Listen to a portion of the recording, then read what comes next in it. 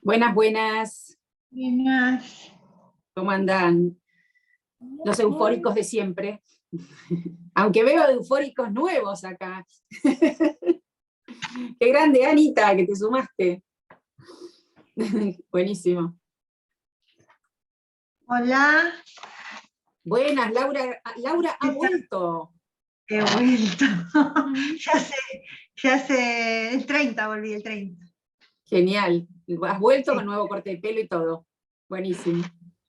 No, ya está, ya me lo corté y ya me creció de nuevo. Ah, mira. Bueno, Buenas, ¿qué tal? buenas, por ahí. No pude ver todavía los anteriores. Estoy ayer. ¿Qué tal, Mónica? Buenas, buenas. Marina, por ahí también.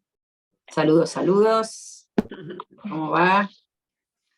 Hoy tenemos un libro muy simpático, ¿eh? No se pueden quejar.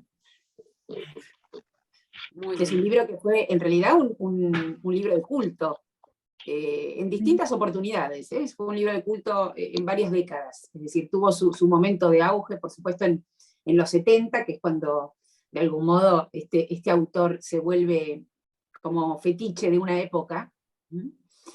Y luego, aquí en la Argentina, tuvo una edición preciosa. La tapa, me acuerdo que era como gráfica. Esta también es hermosa tapa y muy bello, como siempre, el tacto de los libros que recibimos de Euforia. No sé por qué, no hay algo con el tacto siempre en estos libros. ¿Será porque vienen en cajita, como en un papel, todo bonito? Entonces se dan a este sentido. Pero ya el que publicó De la Flor, creo, si no me equivoco, allá por los años 90, no me acuerdo quién hizo la traducción. Era una buena traducción también, y fue muy festejado aquí en la Argentina, incluso, si mal no recuerdo, Rodrigo Fresán, que es un fanático de Holst, hizo todas unas loas para que se leyese. Así que venimos con un libro que tiene pátinas de lecturas, de generaciones, y sobre todo de mucha adicción, o más bien una mezcla de adicción y cercanía. Es un autor, yo creo que porque principalmente sus historias él las convidaba. No era un escritor encerrado, terminando su obrita, lo digo con saña, y queriendo publicarla. Sino realmente era una persona que, por lo que dicen, ¿eh? Yo no lo conocí, quien creo que lo conoció justamente fue el editor de La Flor, Daniel Divinsky. Creo que él llegó a estar con él. Pero Spencer Holst era De la Flor el de diletante. Mafalda, ¿no? De la Sí. Flor, ediciones de la Flor el de Mafalda. Sí, Daniel Divinsky es un gran editor. Por supuesto, de La Flor se sostuvo fuertemente con Mafalda, pero publicó muchísimos libros importantes, muchísimos libros, obviamente Mafalda lo es para siempre. Soy así, asgado en el fanatismo primordial. Pero también es cierto que de La Flor publicó hasta, no sé, muchos norteamericanos interesantes. Publicó a Vonnegut en el momento en que Vonnegut todavía no era conocido. Ahora, por supuesto, todo La Bestia Equilátera se hizo cargo de publicar la obra completa, casi completa, les falta una novela, creo, de Vonnegut, que es un autor muy interesante. Vonnegut es un autor que podríamos pensar que debe haberse codeado, o por lo menos se cruzó varias veces con Spencer Holst, porque forma parte de esa generación un poco lúdica, trágica, una mezcla, ¿no? Crítica. Por eso algunos sitúan los cuentos de Holst entre Christian Andersen y Kafka, por ejemplo, o los hermanos Grimm y Alicia. Digo, hay algo aquí en el idioma de los gatos que tiene que ver con los relatos absurdos, pero también variados. Y creo que El idioma de los gatos es un gran ejemplar, gran pequeño, porque finalmente es un libro pequeño. Me refiero a la diversidad de búsquedas y de tonos de Holst, que permite que apreciemos sobre todo, ¿vieron de qué manera se involucra el narrador en lo que cuenta? En muchos momentos es como si el narrador se distanciase de lo que está contando y pidiese permiso para manejar a su personaje de tal o cual manera. Y esta posición, de algún modo, tiene que ver con, me parece, con en el obituario, cuando muere Holst, justamente alguien dijo, no me acuerdo quién fue, porque muchos quisieron hablar sobre Holst en varios momentos, pero alguien dijo que había algo en sus historias, como si él las recibiera, les abriera la puerta, le golpearan la puerta a las historias, él las recibiera y simplemente las diera a conocer. No tanto como un intelectual, imaginador o pensador, sino más bien un receptivo. Un receptivo de la lengua, un receptivo de las historias, un dador de historias. Por otra parte, como dibujante, recuerden que él también era dibujante, trazó algunos de sus libros, que no sé si están traducidos al español, porque Silencio Brillante, no sé si se llegó a traducir, o Algo para contarle a alguien, que es otro de sus libros. No tiene tantos libros, porque justamente era más de cafetín, era como nuestro Macedonio Fernández con las conversaciones. Vieron que Macedonio Fernández tiene una obra muy dispersa, Borges todo el tiempo nunca dejó de subrayar esas conversaciones que se perdieron, pero que de alguna manera pasaron por la sangre literaria de Borges, y trató de volcar algo de lo escuchado a Macedonio en sus propios textos. Holst también era alguien que estaba todo el tiempo hablando historias, como si fuese un fabulista, un fabulista moderno. En la contratapa, que en general las contratapas son comerciales o tratan de vender el texto, en este caso realmente es una hermosa edición la que hizo justamente la tercera editora, porque incluye algunos comentarios que me gustaría compartir con ustedes. Uno es nada menos que el de John Cage, uno de los referentes de la música moderna también, después del dodecafonismo. John Cage un poco es el que va a ser el puente del dodecafonismo a lo que hoy conocemos como música incidental también. Y John Cage, atrás, debajo del pajarito, si tienen el libro en la mano, dice: estas historias fueron escritas interpretando la máquina de escribir. ¿No? Esto es hermoso. Interpretando la máquina de escribir. Parece William Burroughs cuando trabaja El almuerzo desnudo. Y cuando digo William Burroughs es para no solamente citar a Vonnegut, que quizás algunos de ustedes lo conocen, es un autor de ciencia ficción, una ciencia ficción muy especial, muy original, que es solamente de Vonnegut, que la pueden empezar a conocer a Vonnegut con una novela preciosa que se llama Payasadas. Pero además de Vonnegut como contemporáneo de Holst, en los años 70, ya antes, porque Holst empieza a publicar antes y a decir, a contar antes estas historias, viene, digamos, detrás de Holst, viene empujando la literatura, empujando autores nuevos, la generación Beat. La Beat Generation.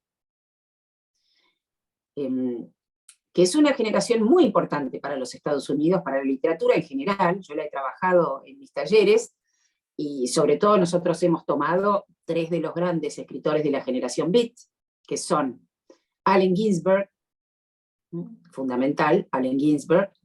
Allen Ginsberg es un poco el poeta de la generación Beat.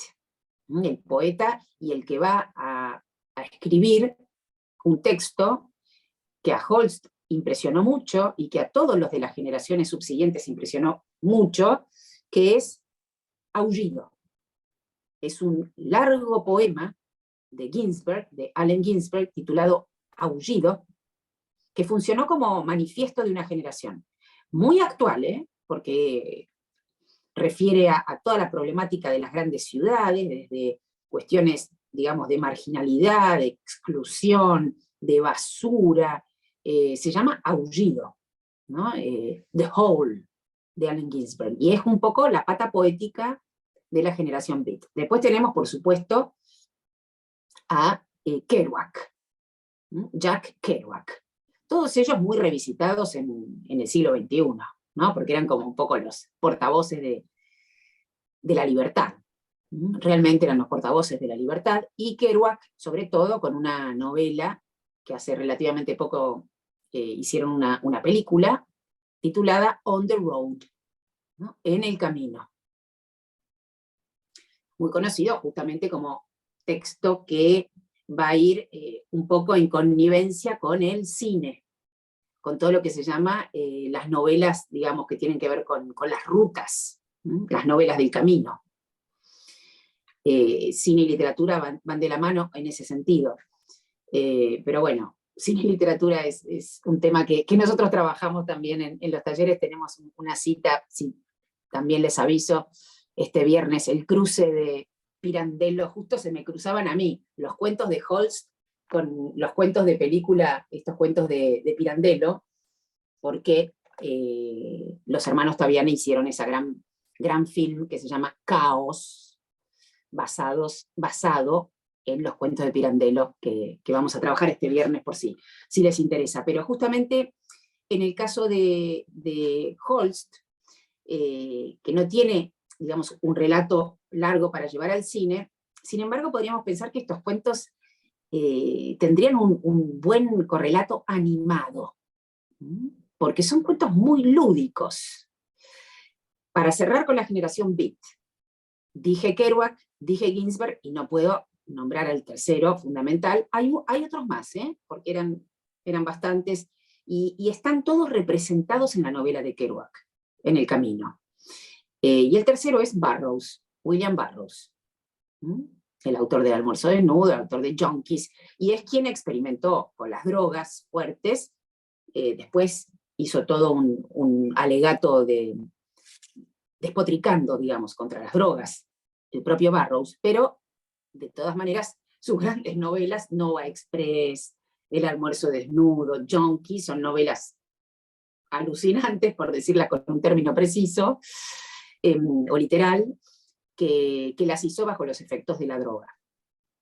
Y en cierto sentido, podríamos, digamos, decir que Holst viene como después de esta generación, pero montado en ese ímpetu de fabulador de los tiempos de la segunda mitad del siglo XX, porque es, en cierto sentido, un autor de la segunda mitad del siglo XX,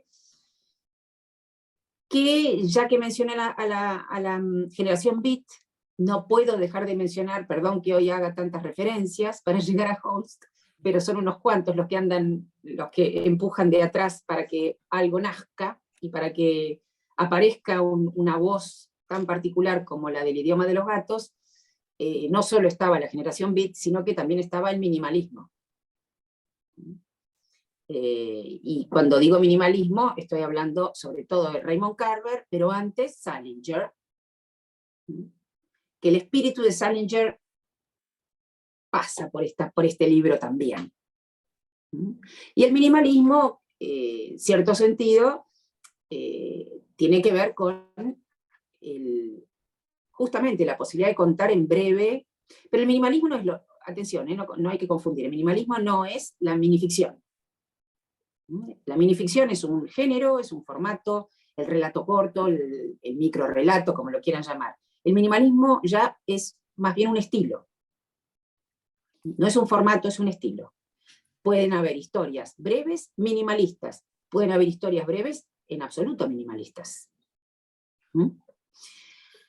Entonces, siguiéndolo a John Cage, cuando él dice, estas historias fueron escritas interpretando la máquina de escribir, de allí que asocié con William Burroughs y El Almuerzo desnudo, en el momento en que la máquina de escribir de William Burroughs, o más bien del protagonista del Almuerzo desnudo, hace lo que quiere, y eso lo vemos muy bien, ya que mencioné también cine y literatura, la película de Cronenberg, que e hizo del almuerzo desnudo con esa máquina de escribir autónoma.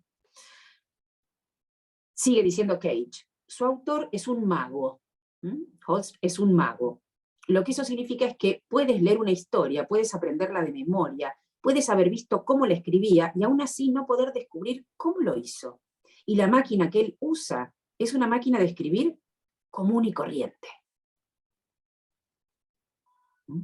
Eso es muy interesante como subrayado. La máquina de escribir es común y corriente, lo que puede salir de lo que aparentemente es común y corriente.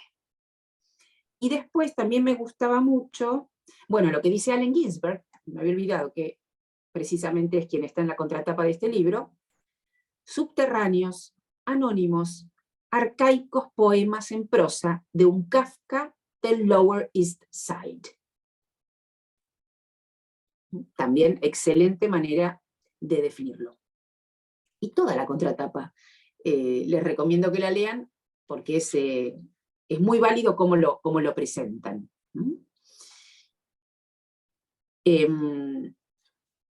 A él le gustaban mucho los gatos también, y quizás por eso el cuento que refiere, que toma el título del libro, tiene que ver con estos gatos siameses, sobre todo yo que tuve un gato siamés, enseguida... Son así. Yo que amo los gatos, yo cuando recibí esto casi me muero. Yo digo que soy como digo, de religión católica. Muy buena. La voy a tomar esa, católica, muy buena. Y cuando vi esto casi me muero. Y cuando leí lo del gato siamés, dije, ay, sí, porque yo tuve una. Algo traman, ¿no? Es indudable que algo traman. Es indudable que algo traman, sí, están más allá. Bueno, de alguna manera es cierto, ¿no? Que justamente los animales, por no tener palabra, aparentemente, son muy propicios para adjudicarles historias supuestas, ¿no? También la cebra cuentista con el que arranca. Este cuento creo que lo eligió Guillermo Piro como el mejor cuento que había leído en el blog de Eterna Cadencia, La cebra cuentista, si no me confundo. Que es fantástico también como primer arranque, ¿no? Sí, y además me parece que es un muy buen primer cuento para abrir este portal de la ficción tan particular. Lo leo rapidito, por si alguien todavía no empezó a leerlo, este libro, y así se tientan, y después me gustaría pasar a los comentarios de ustedes en relación a lo que han leído. Leo La cebra cuentista, que es muy corto, 1 página y media. Había una vez un gato siamés que pretendía ser un león y hablaba un extraño cebraico. Este idioma es relinchado en África por la raza de los caballos rayados. Ahora bien, una inocente cebra está caminando por la jungla y un pequeño gato se acerca desde la dirección contraria. Se encuentran. «Hola», dice el gato siamés en perfecto cebraico. «Es un día realmente agradable, ¿verdad? El sol brilla, los pájaros cantan. Qué hermoso lugar para vivir es el mundo de hoy». La cebra está tan sorprendida de escuchar a un gato siamés hablando como una cebra que queda en condiciones de ser maniatada. Entonces el pequeño gato la ata rápidamente, la mata y arrastra las mejores partes del cuerpo a su guarida. El gato cazó cebras exitosamente durante muchos meses con este método, cenando filet mignon de cebra todas las noches y con los mejores cueros se hizo corbatas de moño y anchos cinturones a la moda de los decadentes príncipes de la antigua corte de Siam. Empezó a jactarse ante sus amigos de ser un león, ofreciendo como prueba el hecho de que había cazado cientos de cebras. Las delicadas narices de las cebras advirtieron que en realidad no había ningún león en los alrededores. Las muertes de cebras provocaron que muchas evitaran la región. Supersticiosos concluyeron que la selva estaba hechizada por el fantasma de un león. Un día la cebra cuentista estaba paseando y por su cabeza circulaban argumentos de historias para entretener a las demás cebras, cuando de pronto sus ojos se iluminaron y exclamó: «Eso es. Contaré la historia de un gato siamés que aprende a hablar en nuestro idioma. ¡Qué buena idea! Eso las hará reír». En ese momento apareció el gato siamés ante ella y dijo: «Hola, hermoso día, ¿verdad?». La cebra cuentista no quedó en condiciones de ser maniatada al escuchar a un gato que hablaba en su idioma, porque eso era lo mismo que había estado pensando. Miró atentamente al gato y no supo bien por qué, pero hubo algo en su aspecto que no le gustó, así que le dio una cos y lo mató. Esa es la función del cuentista. El final es genial. Genial. El cuento dentro del cuento casi, ¿no? Digamos. Es un cuento dentro de un cuento y además con un remate Sí. casi de recurso literario. Casi de recurso literario. Sí, es genial. Sí. Hay otros muy cortitos, a mí me encanta el que se llama Otro impostor, que son cuentos, muchos cuentos se muerden la cola, tienen la estructura del relato que se muerde la cola. No necesariamente circular, pero sí de ir sacando máscaras y máscaras y máscaras. Ese es maravilloso, el de Otro impostor, es genial. Sí, ese es buenísimo. Es Porque además bueno. tienen remate. Igual que el de los Papá Noel, el asesino de Papá Noel, me pareció, Este es genial. pero maravilloso, sí. Ese es genial. Sí. Porque además el de Papá Noel es un extraño cuento feminista, ¿no? Esto de las mamás Claro, Noel. eso es lo que yo digo, justo para esta época. Sí, Es genial. aparecieron las mamás Noel ahí, Sí. y el descalabro que se produce. El mundo fue Todo mejor. Sí. Es muy original como Sí. plantea el final de la guerra, además, en estos tiempos, ¿no? Como Claro, plantea tal cual. el Sí, final bueno, de la guerra. ¿para qué van a querer hacer la guerra? O sea, no, está genial, la verdad que. Sí, en la página 33 de ese cuento, dice en un momento, justamente en la frase, la parte de abajo del libro, así la guerra terminó para siempre, ¿no? Y después continúa. Los hombres siguieron haciendo lo que siempre habían hecho, trabajaron en fábricas y estudiaron matemáticas avanzadas y apostaron a los caballos y repartieron hielo y discutieron de filosofía. Pero estas discusiones de filosofía no causaban que la gente se muriera de hambre y se matara entre sí.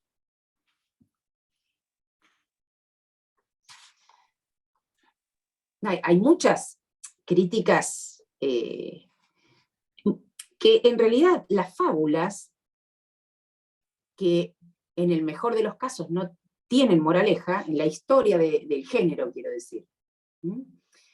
Justamente Lewis Carroll lo que trataba de deslindar cuando él mismo elegía historias de narración oral para incluirlas en sus novelas, el autor de Alicia, no solo en Alicia, sino en otras novelas también de Lewis Carroll, como Silvia y Bruno, él hacía una discriminación, más que una discriminación, una selección de todo lo que era narración oral y fábulas infantiles, de aquellas que caían del lado de la moralina y las que no, las que eran invención, y que en todo caso provocaban en el lector algún tipo de respuesta, pero que no venían con, digamos, la cuestión de la moraleja. Lewis Carroll detestaba la moraleja, en la fábula particularmente. Y creo que en este caso son todos como pequeños sacudones que nos da Holst sin plantear una moraleja. Por ejemplo, el final del otro cuento que mencionábamos antes, del que se llama Otro impostor, que es buenísimo. No sé si lo leyeron todos por acá o no. ¿Cómo venimos con la lectura? Acá no hay obligación en absoluto. Uno puede estar incluso como el personaje del cuento de Clarice Lispector, Felicidad clandestina, que tiene, no sé si recuerdan o si no lo han leído, es una chica adolescente que toda la vida, toda su joven vida quería leer un libro que lo tenía una amiga y no se lo prestaba, y no se lo prestaba, y no se lo prestaba nunca. Y entonces el día que se lo presta el libro, después de una codicia monstruosa, lo recibe, se lo lleva a su casa y lo único que quiere hacer es dilatar el momento de la lectura. porque ya sabe que tiene el libro que quiere leer. Y entonces, si lo lee, lo pierde en cierto sentido, porque lo que se lee se terminó al mismo tiempo, es decir, viene con un final necesario, es como la vida misma, lo que se vive se termina de vivir. Y entonces, Clarice Lispector nos transmite ese goce de la dilación, con lo cual también acá lo transfiero. Nosotros recibimos la cajita todos los meses, y quién sabe si espiamos, hacemos como el personaje de Clarice Lispector, miramos a ver qué hay, qué rica la cookie y el La señalador. galletita la guardarán para mucho tiempo, no sé. Tenemos llaverito de gato, una cadenita para colgar Sí, el sí, gato, sí. que mira, ya la tiene puesta, y Carolina, Yo buenísimo. la regalé porque tengo una grande de un gato grande de plata que me la compré cuando vivía mi gato y bueno, entonces dije, esta se la regalé a otra gatólica. Buenísimo, bueno, y somos muchas. Así que vale, por supuesto, como siempre digo, no haberlo leído y asistir a estos encuentros mensuales que tenemos para seguir postergando, pero con más ganas todavía, ojalá, ojalá. Entonces, en ese cuento que se llama Otro impostor, que también es uno de mis preferidos, en un momento dado, alguien que se da cuenta de las ventajas de tomar el lugar de otro, este es un clásico dentro de la literatura, ¿no? Tomar el lugar de otro, por ejemplo, alguien que lo hace muy bien, que también es una escritora norteamericana, es Patricia Highsmith. Su famoso personaje, Ripley, este personaje en realidad ambiguo y bastante malito, por no decir perverso, pero Ripley, que es al mismo tiempo muy refinado, es un personaje que crea Patricia Highsmith, una de las mejores escritoras de novela policial, y que tiene un conocimiento del arte muy importante, va a tomar el lugar en uno de los, en La Máscara de Ripley, que creo que es, va a tomar el lugar de un pintor famoso, va a ser un impostor. Es que es un impostor. Pero nuestro impostor de este pequeño cuento de Holster, de Holst, yo digo Holster porque pienso en cuestiones médicas, Holst plantea un impostor que se le va a ocurrir una gran idea para sacar provecho ocupando el lugar de otro, pero a ese impostor, y eso es lo genial de Holst, no se le ocurre pensar, y ahora lo leo directamente de la página 27, el defecto de este hombre fue su arrogancia. Verán, nunca se le ocurrió pensar que alguien más podría tener la misma idea que él. Nunca se le ocurrió pensar que el hombre que él había matado no era el millonario, sino un impostor, tal como él, y que en un par de meses otro impostor vendría a matarlo, y que de hecho durante los últimos años había habido varios impostores, cada uno con el mismo defecto, la misma arrogancia. Y termina. No, nadie supo jamás nada de esto, excepto el mayordomo, claro, pero él nunca se lo contó a nadie porque le gustaba su trabajo. El final está muy bien, porque además si jugamos, el propio Holst juega con la idea de que el mayordomo es el criminal, es el asesino, en este caso no, el mayordomo es el único que sabe quién es, pero prefiere no decirlo. Está muy bueno ese cuento también. ¿Cuál es el que más les gustó a quienes se lo devoraron en un día como a mí por ahí? A mí me encantó La cebra cuentista y Camachuelo y Duende también. Ah, el último, sí. Uno de los últimos, me encanta. Sí. Sí. Sí, el remate del último, además. Sí, porque que toma clases de canto con un duende, el pajarito, y porque no lo habían nombrado a él como categoría de pájaro. Entonces, sí. Después cuando va a cantar, el nene Del duende. Mira el duende. Me dio Sí, muy tristeza bueno. por el pajarito. Sí, a mí. Me dio como una Me dio cosita, mucha pero está muy, tristeza. muy bien hecho. Sí.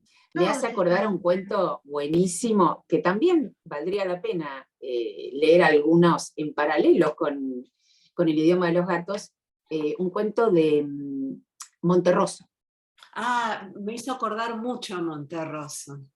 del guatemalteco Monterroso, Augusto Monterroso, que es además nuestro escritor latinoamericano, murió ya hace no muchos años, pero se supone que es el escritor latinoamericano paradigmático del microrrelato, del cuento breve. Y se supone también que escribió el cuento más corto de la historia de la literatura, que es, como es tan corto, claro, uno se lo sabe de memoria porque es una sola frase. Y cuando despertó, el dinosaurio aún estaba allí. Pero Monterroso me hizo acordar mucho a este del duende y el pajarito, un cuento de la rana que se creía pollo o algo así. Sí. La historia de la rana, que es buenísimo. Pero Monterroso es bastante familiar a este tipo de ficciones, ¿no? La rana que quería ser una rana auténtica. Esa, gracias, Marina. La rana que quería ser una rana auténtica, que es muy parecido, digamos, a nuestro pájaro. ¿Cómo es que se llamaba el pajarito? Ya ni me acuerdo. Camachuelo. Mirá, pobrecito, Sí. Yo tampoco lo recuerdo. Es un nombre muy... Camachuelo. Sí, porque es uno chiquitito además. Sí. Sí, La yo rana que lo quería ser una googleé, rana el nombre, auténtica. son hermosos Sí, los preciosos camachuelos. son. Sí. Preciosos. Después está el... Sí. ¿Alguien quiere comentar algo de su lectura? A mí, bueno, hola, ¿cómo están Hola. todos y todas? El monstruo de Monroe Street me encantó. Siento que lo pudimos, uy, se me salió, bueno, ver cómo explica el por qué hace lo que hace y lo deja ahí como un detalle, como diciendo, bueno, pasó inadvertido. Y en realidad fue lo central de este mini cuento, me encantó. Sí, además, el final, como del cuento que cita Jennifer, es tu nombre, ¿no? O Sí. uno nunca sabe porque puede estar usando el teléfono de otro. Sí. Uno puede ser un impostor. Pero el final de ese cuento, del monstruo, cuando dice, pero yo, como autor, tengo ciertos poderes. Sí. ¿No? Esa idea es genial. Así que me gustaría, termina el cuento, expresar la gratitud que mis personajes no han sabido demostrar. Como realmente una relación de igual a igual. Ahí me pareció macedoniano eso. Sí, total. Sí. Pero es como, amén de lo macedoniano, tiene que ver con lo que yo les decía al principio de ser un contador de historias.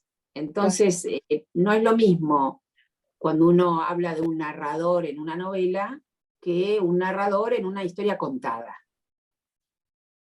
Se modifica el estatuto del narrador cuando uno se hace cargo de lo que cuenta. Sí. El bebito quiere decir algo. Hay otro momento de El murciélago rubio, justamente, me dio risa porque al lado de mí, yo tengo una casita en el Tigre, y 3 o 4 casas cercanas de la mía, hay una casa que se llama, y a mí siempre me impactó el nombre, como si fuera el nombre de un cuento, El murciélago erótico. Yo me pregunto, ¿cómo habrán, o por qué le habrán puesto ese nombre a esa casa, el murciélago erótico? Bueno, el murciélago rubio, el cuento del murciélago rubio. Aquí estaba, quizás leyeron ese cuento. ¿Te imaginas? Puede ser. En Tigre puede ocurrir cualquier cosa. En un momento, en la página 36, creo que de aquí tomaron el texto de la contratapa que citan del libro. En la página 36, de nuevo, esta manera tan particular de narrar. ¿Cómo? Dirán ustedes. Están un poco indignados. Me acusan de sadismo.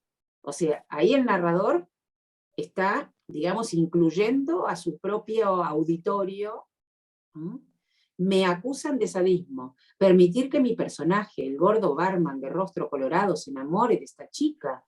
Pronto ella se cansará de él, dicen ustedes. Lo dejará por un hombre más joven, más adecuado, ya que dada la grandeza y el buen gusto de su disfraz y la dignidad y la gracia de sus rasgos, es obvio que ella proviene de una buena familia. ¿Cuán infeliz harás al barman?, me dicen ustedes.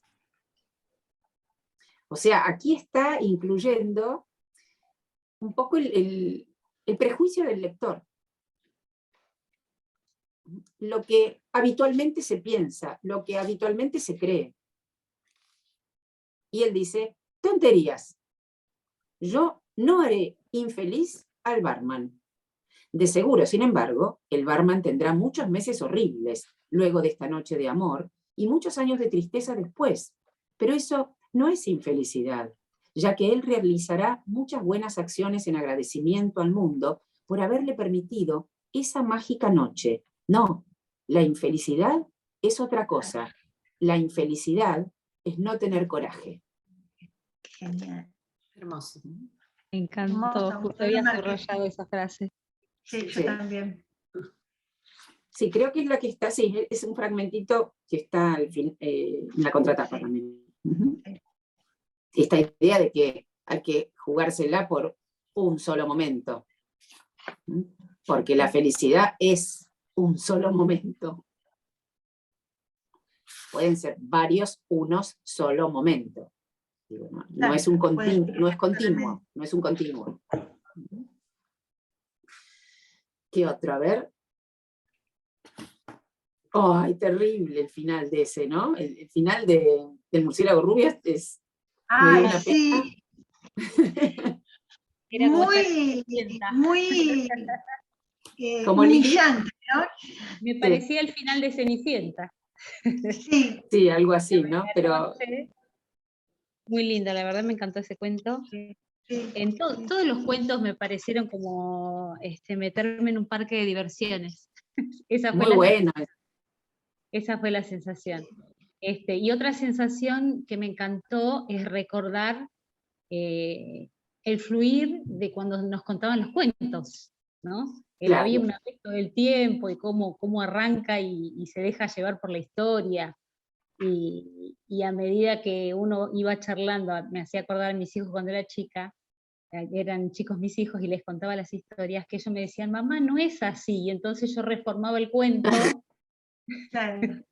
y cambiaba el rumbo de la historia, ¿no? Y lo que hace él con el narrador es justamente apelar a nosotros y ponerlos en duda, si la historia continúa así o no, nos tiene en vilo, jugando todo el tiempo con nosotros. La verdad me encantaron todos los cuentos. Es cierto lo que ella dice en relación a cómo refresca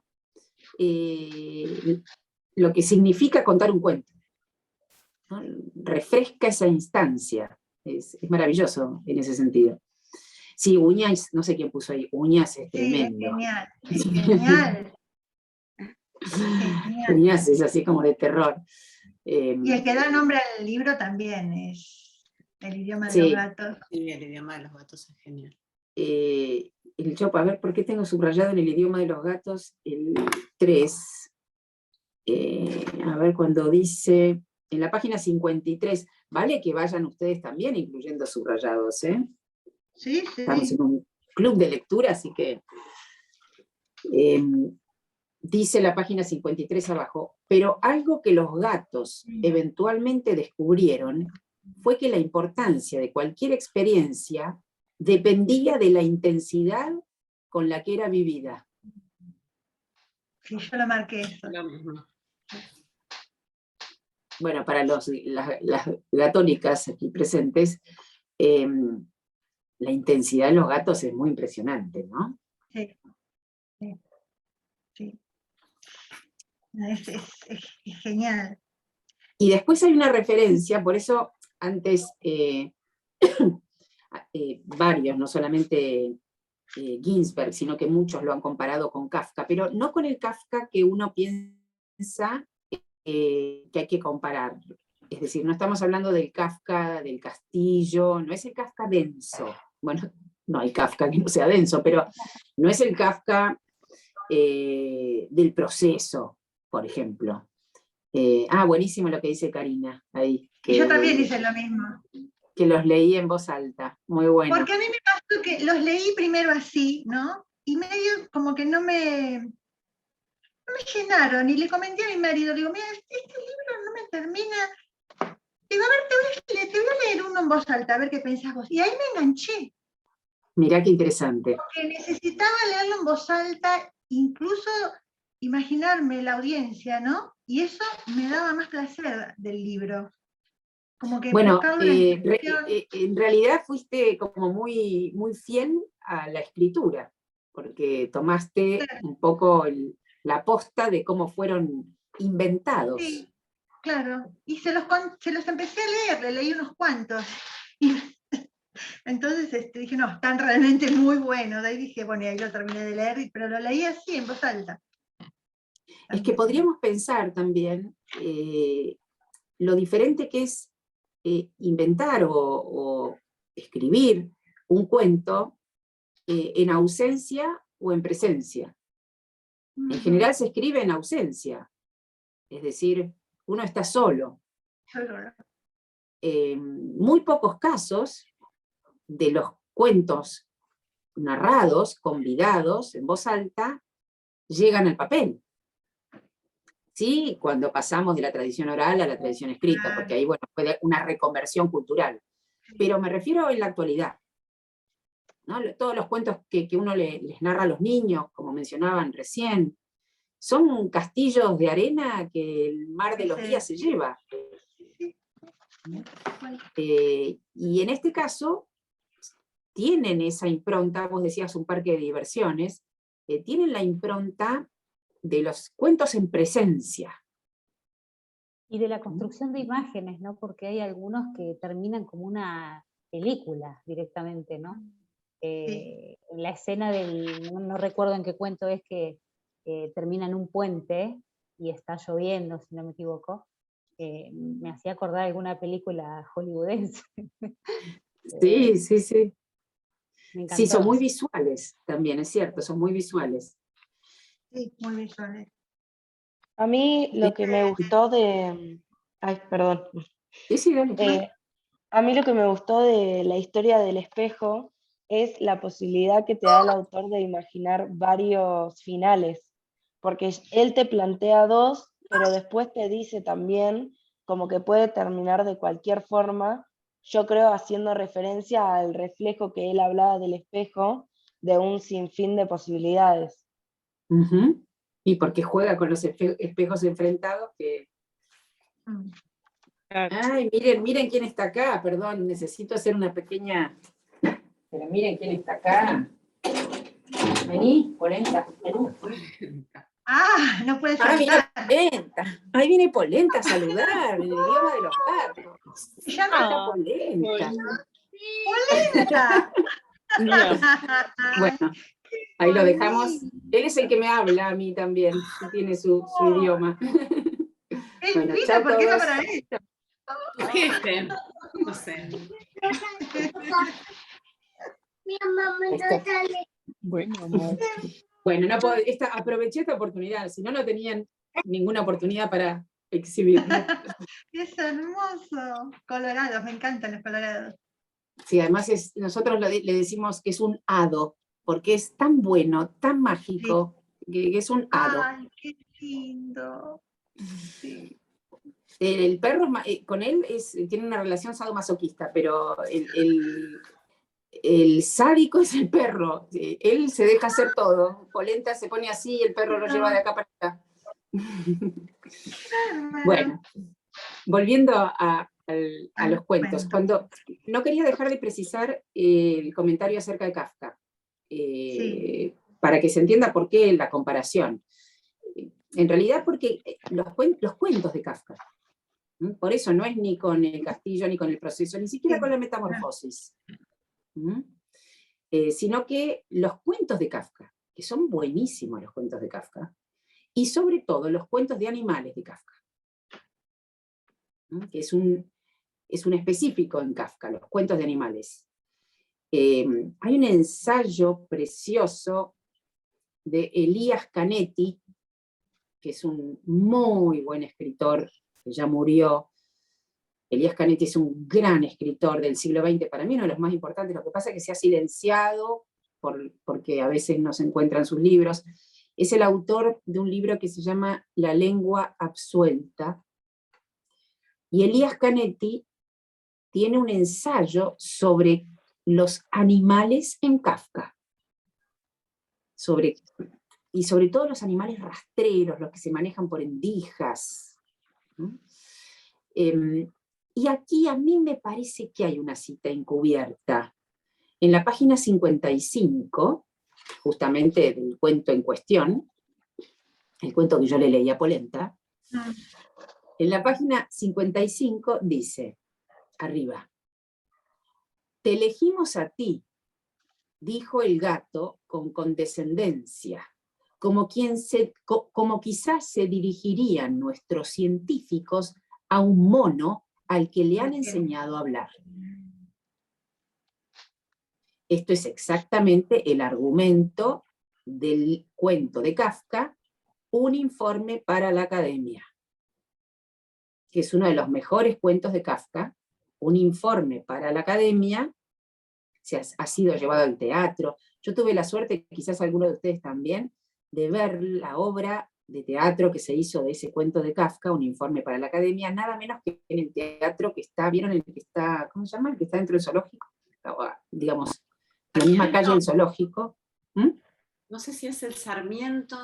Sí, el Sarmiento. El Sarmiento, sí. El que está ahí en el zoológico.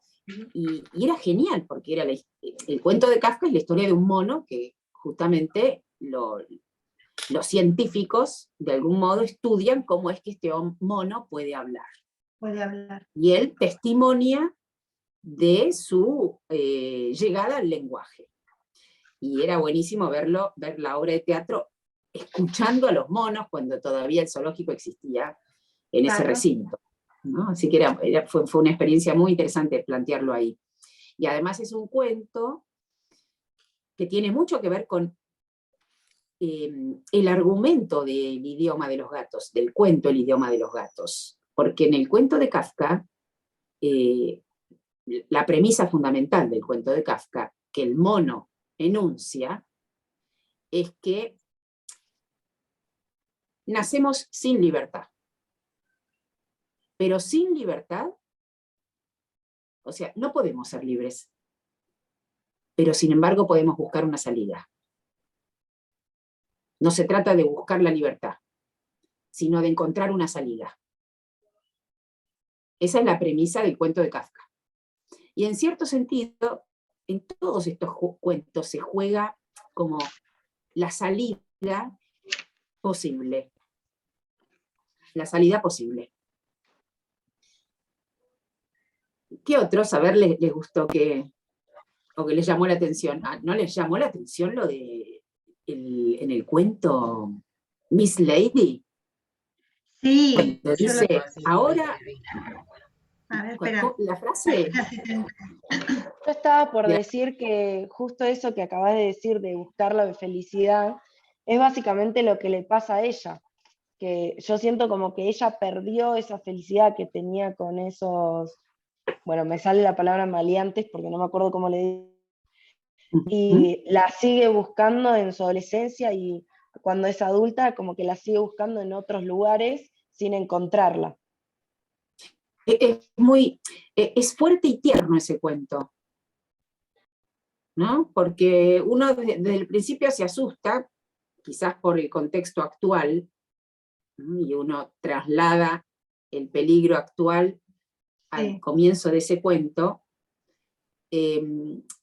y sin embargo fue el momento de su felicidad, ¿no? De esta joven, porque la escucharon, porque le brindaron, Como en la la película acompañaron. del Asesino.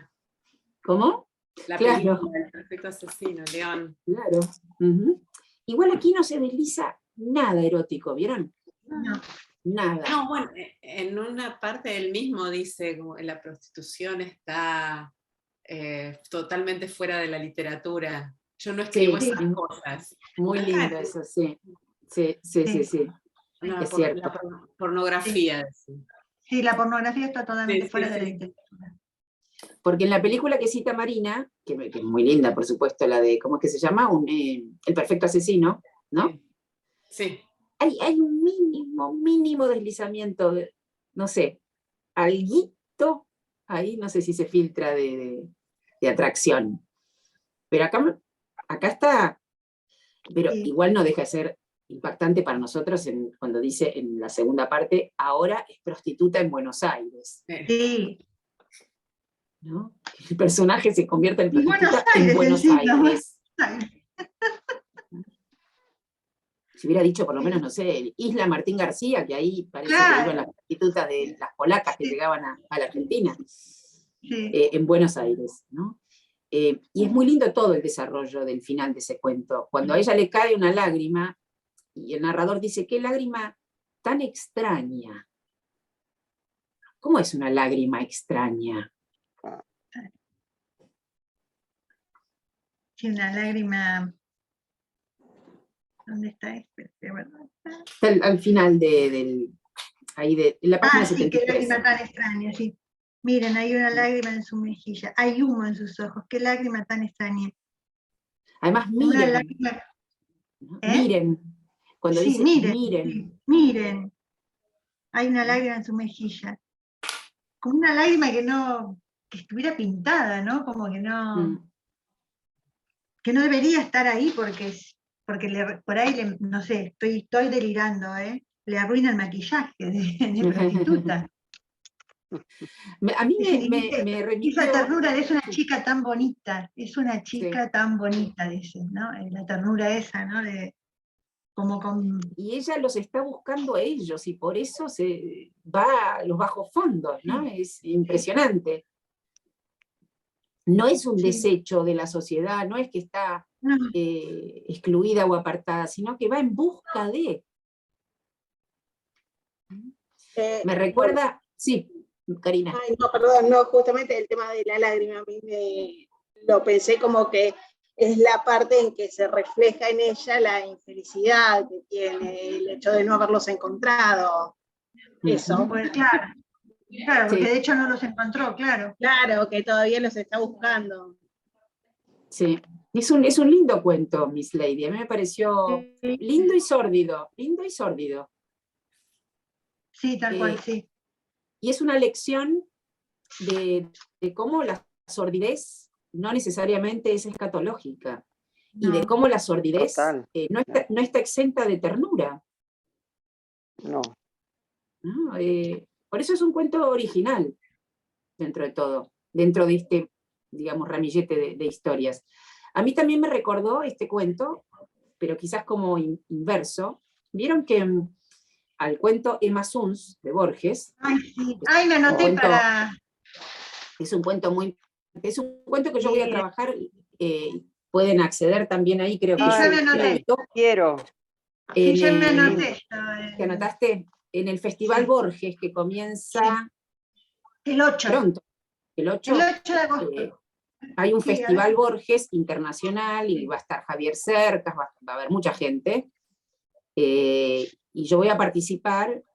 Cada uno tiene su tema, no sé, Beatriz Arlo va a trabajar un tema, Lunes 8 empieza. y yo no me acuerdo qué día estoy, pero ¿En dónde? en el Festival Borges. ¿Pero en dónde No, se hace? online. Por YouTube, es un canal de YouTube, uno se inscribe, Qué lindo. uno se inscribe. Vos Ay, estás gracias, el Lola. viernes 12 a las 18. Gracias. Bueno, pues lo voy a agendar. Acá tenés, qué bien, tenés chivo ahí, ahí va. Gracias. No, más que chivo, Voy a agenda, rastrearlo. agenda. Yo lo que necesito es poder recordar. Uf, Pero, rastrearlo. pero Acá en el sur, justamente yo voy a trabajar en el Festival Borges, precisamente Emma Suns. Ese cuento es Cuentazo, cuentazo. Pero yo aquí, cuentazo. la comparación que hago con Miss Lady no es exactamente de Emma Suns, que era No. una prostituta de Sí, Buenos sí. Aires, sino Sí. el cuento que escribe Martín Cohen para responderle a Emma Suns. Y que me resulta muy parecido, no el estilo, nada que ver el estilo de Martín Cohen con el estilo de Holst, pero sí la cuestión de la sordidez tierna. Porque en el cuento que escribe Martín Cohen, que se llama Eric Grieg, Eric Grieg, así como Eric griego. Grieg, es un nombre nórdico, es un nombre nórdico. Ah. Porque en el cuento de Borges, en Emma Suns, el marinero que se acuesta con Emma Suns no tiene nombre, no tiene nombre. Entonces Martín Cohen le quiso dar un nombre y lo quiso enamorar de Emma Suns. Y vuelve al puerto de Buenos Aires a buscarla. Por eso me hizo acordar a esta chica que vuelve, Miss Lady, para encontrarse con aquellos hombres que en ese caso la quisieron. Bueno. Qué bueno, es genial. Cuando voy a buscar, creo que tengo un libro de cuentos de él, no sé si estará ahí. Es en uno de los primeros libros de cuentos de Martín. Silvia, me pasó Bueno, que mi la hijo... verdad es que es una hermosa colección de cuentos, ¿no? De todo. Y también el del Buda y Mona Lisa, ese sí que es un microrelato. Eso es un microrelato. Un microrelato, sí. Bien, tiene todas las leyes del género. Mi hijo se fue a vivir a Uruguay cuando me llegó en ese momento el libro de cuentos, o sea que yo leí el libro de un saque, y busco el libro y me dice, mamá, me estoy llevando el libro de cuentos porque se lo quiero leer a una nena. Y dije, bueno, llévatelo. Me quedé sin el libro. ¡Qué bien! Pero a mí sí, increíble. Y me quedé como uno de los cuentos que más me impactó, que no tengo el nombre ahora, fue el de los Caireles. El de la nena. El del oculto salón de Versalles. Exactamente. Lo sonoro del cuento. Sí, lo sonoro, sí. El me último. llamó la atención. Sí.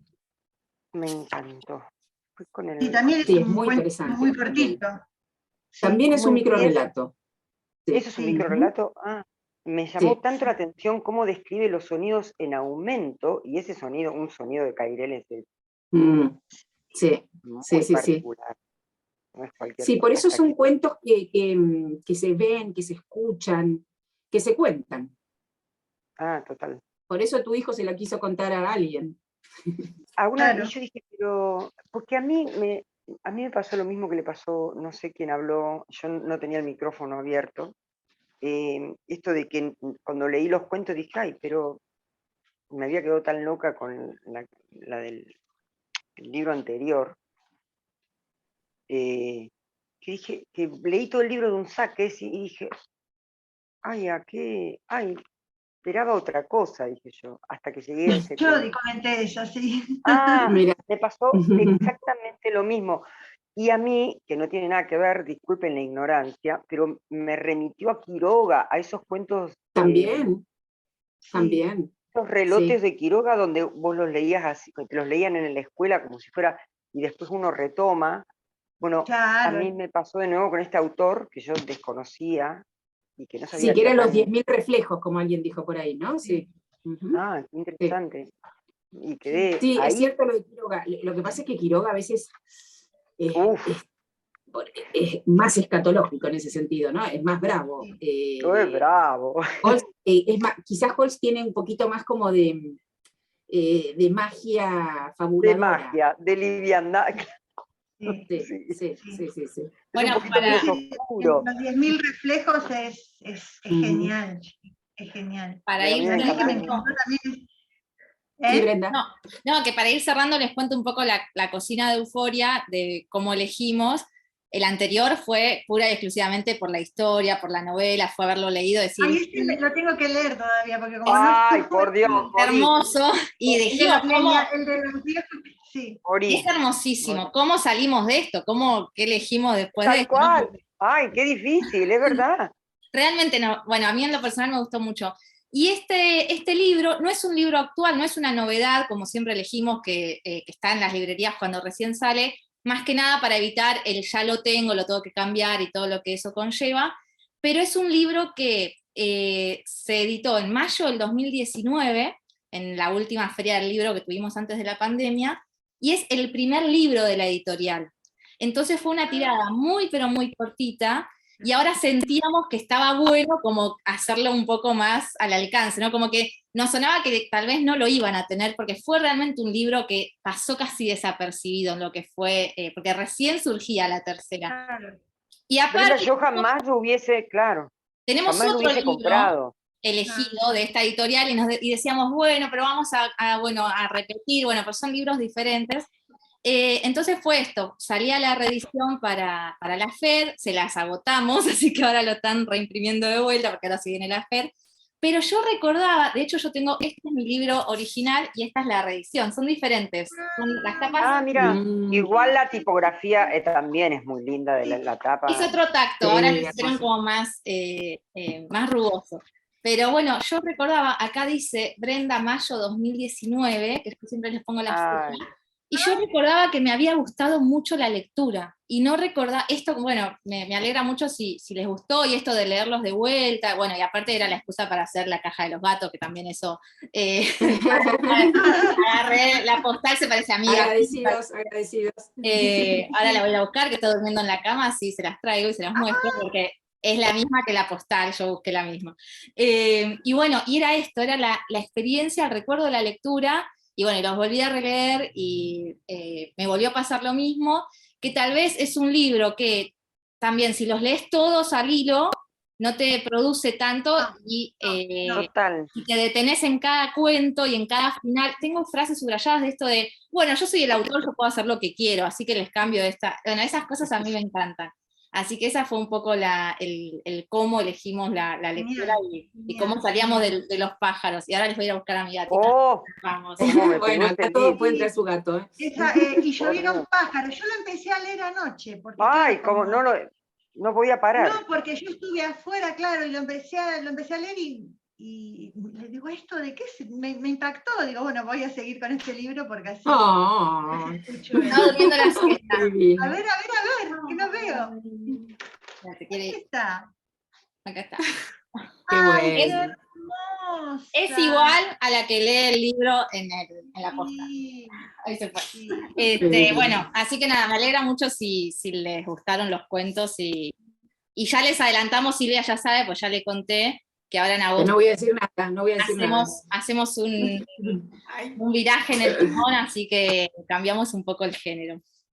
Ay, pero igual me encanta eso de no saber. No me gusta la idea, es maravilloso. Espero la caja, se parezca un chico saltando. Ay, sí, a mí me dice feliz. La señora llegó. La cajita feliz. Ay, feliz. Bueno, me alegro. Bueno, muchas gracias. Bueno, que anden bien. Muy lindo, nos vemos prontito. Vamos a leer todos de nuevo. Otro que me gustó mucho es el copista de música. Me quedó ahí. Sí, buenísimo también. Bueno, yo es la primera vez que participo, soy de acá del Valle del Río Negro, de La Roca. Cuando las escucho, el acceso que tienen a recorrer las ferias y todo eso es fantástico. Pero ahora hay muchas cosas por streaming y muchas cosas. Claro. El Festival de Borges, sí, puedes entrar al Festival de Borges lo más tranquila. Lo voy a googlear. Ay, qué lindo esto, ya lo voy a buscar, me encanta, claro. Bueno, nos vemos. Muy contenta, Silvia, un lujo. Gracias. Hasta la próxima. Chao. Nos vemos.